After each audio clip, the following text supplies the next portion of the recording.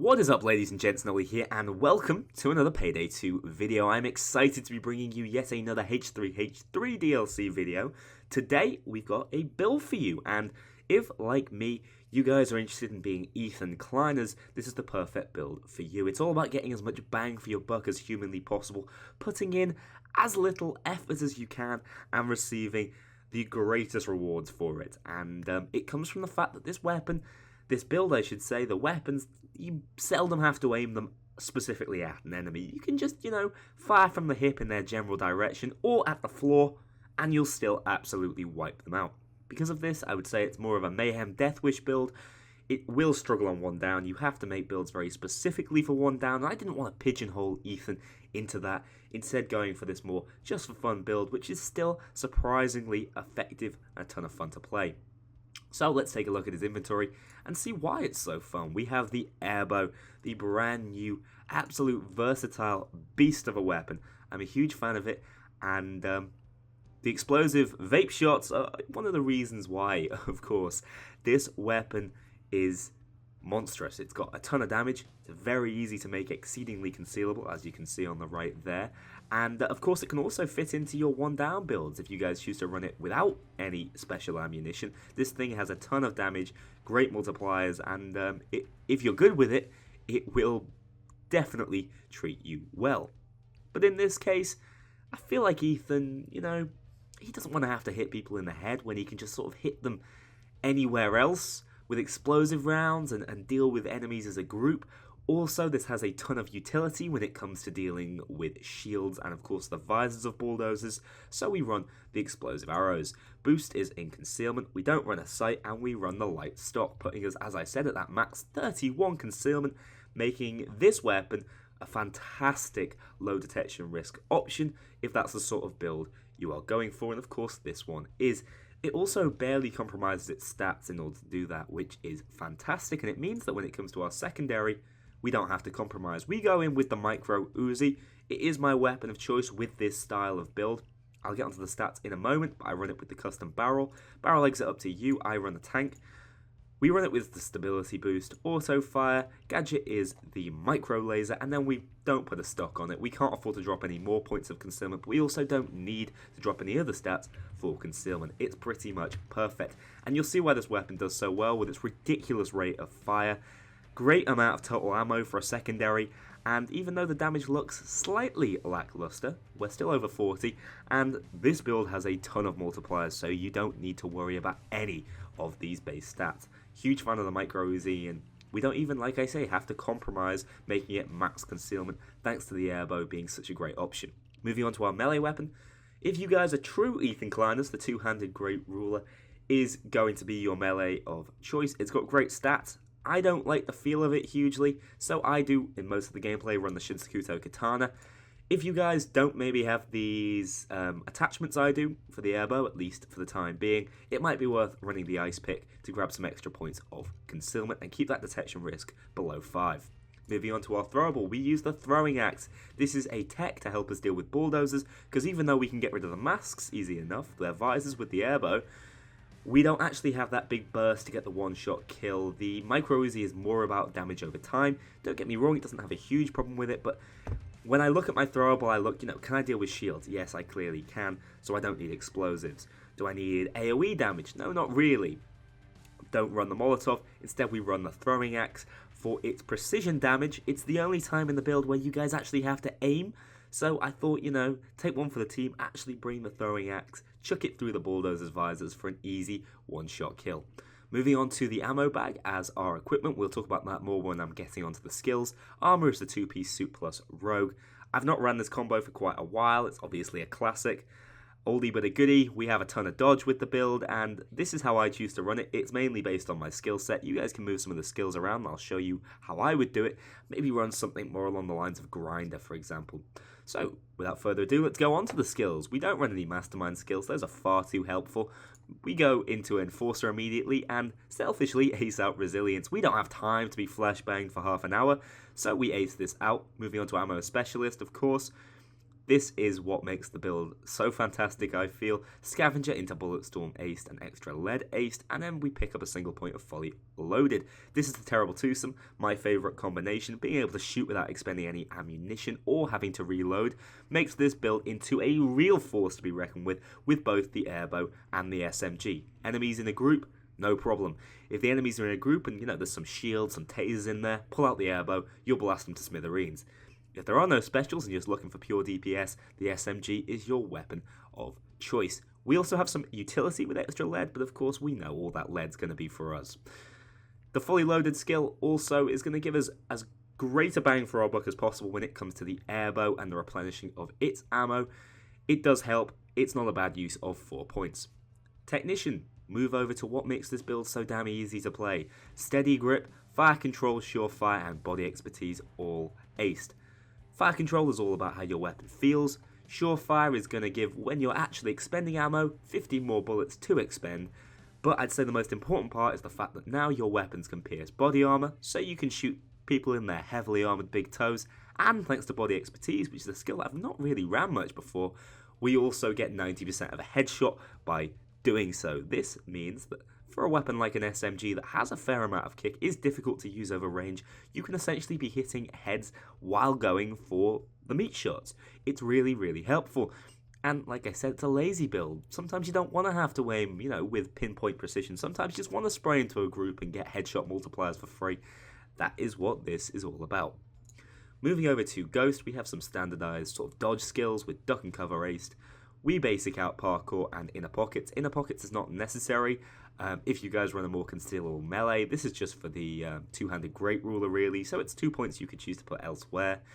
Dire Need, we ace this out. It's useful mainly on the harder difficulties where when your armor goes down, which it will be basically all the time, being able to knock enemies down and get out of the situation as opposed to just having to immediately run for cover is very helpful. On a difficulty like Mayhem though, it may not be really necessary because you'll basically wipe the enemies out with the SMG anyway. You don't have to knock them down, so maybe running shot proof would be a reasonable idea. We're not bad against tasers, but I never mind putting in some extra options to deal with them. And of course that's all to get 2 sneaky bastard basicked out.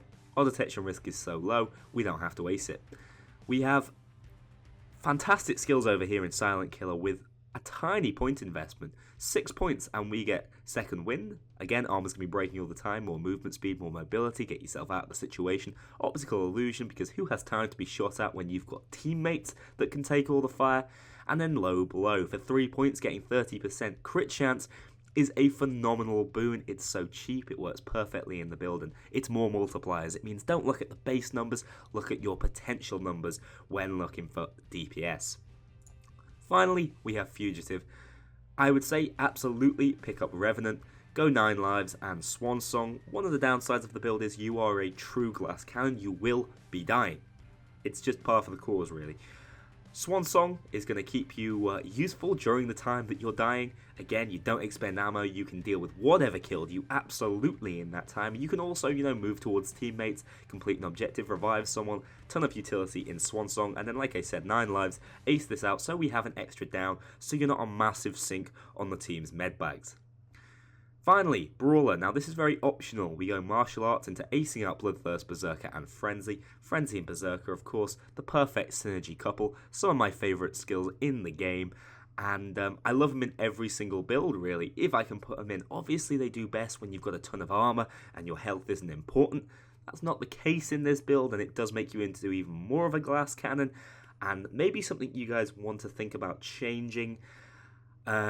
But for my style of play, it suits perfectly. It does up the intensity ever so slightly. I know you guys just want to relax with this build, but I've found it an exciting choice of skills to run. And of course, more damage, more multipliers, it all adds up. Bloodthirst as well, just a quick mention of this skill. This is a skill that's really grown on me above Pumping Iron. As much as I do love focusing on melee weapons, Bloodthirst is fantastic because you can essentially store and execute in your melee weapon by picking up a bunch of kills. By acing this out, not only do we get to the higher ranks cheaply and easily, we also get an increased reload speed, which is useful for the Airbow because Despite the weapon having pretty fantastic reload speed at base, it does only have 6 shots before you have to reload, so well worth grabbing. If you guys don't want to run it like this, I'd say maybe help your team out and pick up Inspire. Not my personal choice, but you know, some of you guys do like actually being team players. So there we go, guys. I'm going to move on to some gameplay and we'll talk about the build and some other options we have out there. So, I hope you guys enjoy the gameplay. I've scrambled a bunch together from both online and offline play to show you how the build works in all areas, and overall I've been really pleasantly surprised by just how well the build does work, and I think that is in no small part due to the Airbow. I've already raved about how good this weapon is. It's got ridiculous stats and it has some real high tier viability. I'll talk about that in a little more detail towards the end of this segment when I talk about the DLC as a whole. To start things off though, let's talk about the pros and the cons of the build. Primarily, let's focus on what the build doesn't do well. And when it comes to any of these more for fun Deathwish Mayhem builds, I build them with certain ideas in mind, and from there I try and give them as much utility to deal with every issue that may come our way in a heist. So for this style of build, for example, maybe I don't have explosives, obviously I do in this one, so shields are causing me a problem. So I try and, I'll tech in an explosive type grenade. That helps me deal with them, and that's how I make the build. Well, in this one there was just no option to deal with snipers. Snipers are a real menace. Now, there are some options you have. The SMG is by no means ideal, but if you guys are good with it, you can pick snipers off from a long way. Of course, it'll only take that one shot because of the headshot multiplier for the most part. And another option, but probably the better option I would say, is to learn how the Airbow works over range, learn its trajectory, work out how it works, and make sure you shoot more for sort of walls next to snipers, because all you need is a tiny bit of splash damage to break through that fairly minuscule health pool. That's going to be the best way for you guys to deal with them. I'd actually say the overall best way would be to play with some friends that actually have better ranged options than you do, so snipers will cause a fair problem. Another slight issue with the build, most of my builds will have some regeneration. This does not, and it doesn't for a reason. It's because I'm running it with the Berserker setup. If you guys do choose to go away from Berserker, like I mentioned in skills, you will want to run some regeneration, I would suggest, so you have a reasonable health pool. But if you're in it like I do, you don't need regeneration, but that has problems of its own. Essentially, the issue that I have ran into is, especially on Deathwish difficulty, finding yourself in a situation where you get downed, you have your swan song to deal with whatever enemies are around you, but maybe you can't get into cover in time, and so the same sniper that just killed you gets a lucky shot on you again. You go down again. You're going to not only cause yourself some huge trouble in basically wiping yourself out repeatedly without that regeneration, without the revive bringing you a big shield, you're also going to be a huge drain and tax on your team's resources. Teams will have to use Inspires on you repeatedly, they will have to waste med kits on you, and as such, like I said, you can be a drain, you can end up being a bit of a nuisance. This is the case with any of these glass cannon style builds. It's all about dealing with enemies really rapidly, but also getting dealt with pretty quickly yourself, and that's something you're signing up for with the build. I guess it goes against the lazy idea because it is a little more intense. You will have fun with it though, I believe, and it's not entirely a negative. We run Swan Song to help deal with the problem, so in some ways, you can. It is offset by the skills we choose to run, but do be aware you can be a bit of a frustration to your team if your positioning is bad. So just think about where it is you're standing at all times, like I said, especially moving on to the harder difficulties. So those are the two problems I've really encountered with the build, some of the things you guys have to look out for when you run it. Let's move on to talking about the DLC on the whole. Oh, just quickly before I do that, DLC related, the tag team perk deck, I would have loved to have ran it in this build, completed this as a full h3h3 pack build, just not an option. It does not synergize at all with the Airbow, I would say. The Airbow is so well suited for concealment style builds, and so that's what I've gone for. The tag team perk deck just will result in you dying even more frequently over and over again because it comes with some regeneration, some protection, and heavily support focused mechanics which you just can't afford to have. You need dodge or you need another selfish utility to make this build work, so unfortunately it just was not an option. I would have liked to, but again, in a video in the not too distant future, I will be pulling out more of a support style build, heavily support orientated, and I think this being the first support perk deck suits it, or full support perk deck suits it pretty fantastically. So, as I was saying, the DLC. I know those of you who are fans of h3h3 and Payday will basically already have this. The character likeness is fantastic, the voice lines are brilliant, there's a bunch of in-jokes, some of which fly straight over my head, some of which I get, of course, Vape Nash. But for those of you who aren't a huge fan, or maybe you don't like h3h3, it's going to be a tough DLC to sell to you guys, outside of the fact that the Airbow is a monstrous weapon. If you guys are just interested in a weapon that is probably very close to the 1-down meta, this is a well worth considering DLC pack, especially when it goes on sale.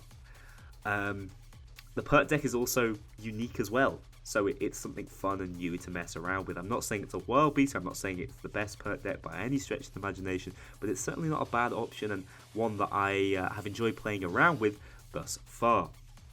So this has definitely been one of the best character packs we have seen of late. I feel like, of course, the real deal sealer is, do you like Ethan and Healer? If you do, it'll be an easy purchase decision. If you don't, you really just have to look at the content you are receiving and essentially working out what the Airbow is worth to you, I would say, because as you can see from this build, it can be fairly destructive, and this is probably not it in its absolutely most optimal form. Finally, that's it for the DLC review section, I suppose. Let's just quickly talk about Payday 2 recently, because I've been playing the game a bunch again. I've really rekindled my love for it, and that is no small part because the community has been fantastic. Not only is it active and vibrant, I've been communicating with people online, and for the longest time I used to just record single player stuff, because online was stressful, it was a pain, you just got kicked from most lobbies. That has not been my experience with it this time around. I have to thank Overkill for rekindling the community, admittedly by basically giving away the game a fair few times, but I've been really enjoying it, and it's been fantastic. It really has. So thank you to those of you of the Payday community. You made my experience with the game so much better than I remembered it being last time, and I'm loving it. I'm also enjoying making videos for it as well, and I hope you guys are enjoying them yourselves.